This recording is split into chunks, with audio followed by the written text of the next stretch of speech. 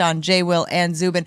All right, so Nick Sirianni will not name Jalen Hurts the starter just yet. He has been careful not to call Jalen Hurts QB1 during the offseason program and now during training camp. Apparently, it's because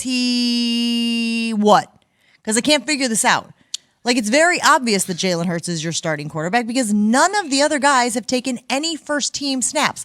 Not 60%, not 80%. He's taken 100% of the first-team snaps. Like, whether you want to admit it or not, and maybe that's what this is like just him not wanting to wrap his brain around the fact that Jalen Hurts is his starter. He's your guy.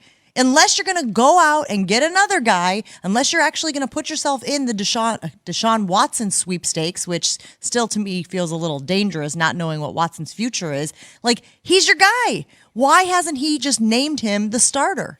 This is like, you know how those books, the how-to books, and it's like got dummy at the end. This is like coaching 101 for dummies, right? Like, this, all coaches do this. And I don't understand. Like, you ain't got to lie, Craig. Just keep it real. We all know that he's your starter, right? Maybe if you get Deshaun Watson, okay, it's a real competition. But, like, that's just almost like Joe Judge last year not naming Saquon Barkley the starter. Like, come on, son. Like, really? Like, what are we talking about? But, this is what they do, and it's just another distraction. But, every coach does it, so I can't single him out. Let's hear from Sirianni when he was asked about Jalen Hurts being named the starter. There's just no rush there on having to do that, and we just want him to continue to impress and show like he has, and we're just not there yet. Like, he's not under pressure already. Like, he doesn't know that they traded away Carson Wentz and he's the last man standing. Like, he didn't take all the reps last year when Carson got benched. Like he hasn't taken every single rep. Like, Kelsey, the guy who he's talking to, hasn't talked about his leadership skills. Like, come on, man. He's already under enough pressure. Let's just relieve a little bit. Who cares? It's time for Straight Talk, brought to you by Straight Talk Wireless. Can this backfire? I think it depends on the guy, right? Like, some guys it can backfire on. They need to know that they're loved. They need to know that they're the guy.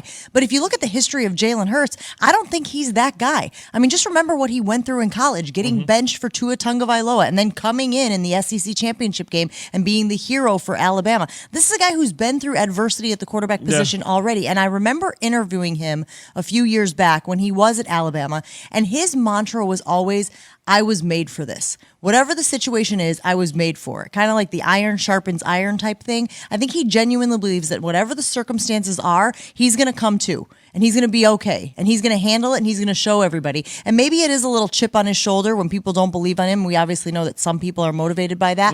But I think Jalen Hurts, no matter whether you name him the starter or not, I think he's convinced himself he's the starter. He's playing like he's the starter. So I don't necessarily know that the title matters. I think it goes back to what you were saying. This is a little bit of a game. It's kind of like when you're dating somebody, but you're not really sure because you're keeping your eye out there to see what else is out there, It's complicated, if you will. If you go back to a Facebook status, that's what this reminds me of. He didn't want to commit because maybe there's something better out there, but it's fine for now.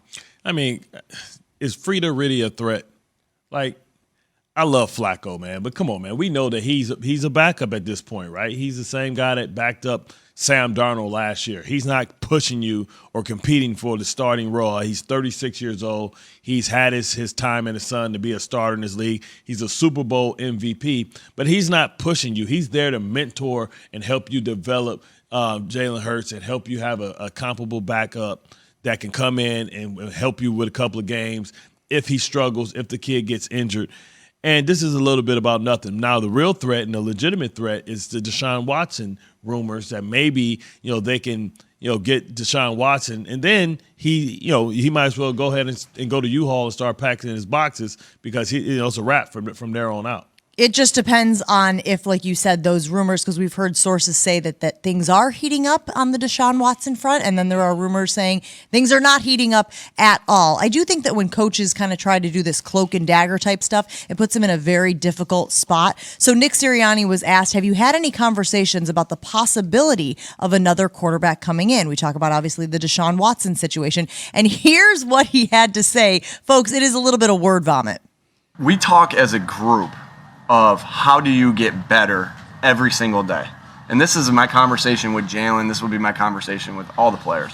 How do you get better every single day? And we talk about our core values, our connect, our compete, our accountability, our football IQ, our fundamentals. And then what are the distractions that don't allow you to get better every day? Everybody's distractions are different. Everybody's going through something different. It's just the message is clear with everybody is what are we doing to get better every day, and what are we willing to eliminate from our life that is not allowing us to accomplish that goal? What? The message is clear.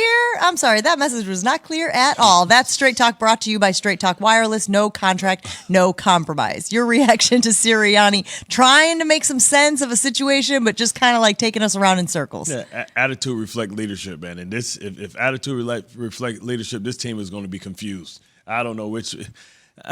He's trying his best, right? He's not good at it. He's new, and Philadelphia is a very tough market. And they know how to kind of pin you in a corner with your words. And they know how to see, he doesn't understand. Like the people in Philadelphia and New York, like they play chess. So the first move is just a setup move to get you 3 moves later to pin you in the corner. And he caught himself and he tried everybody. What?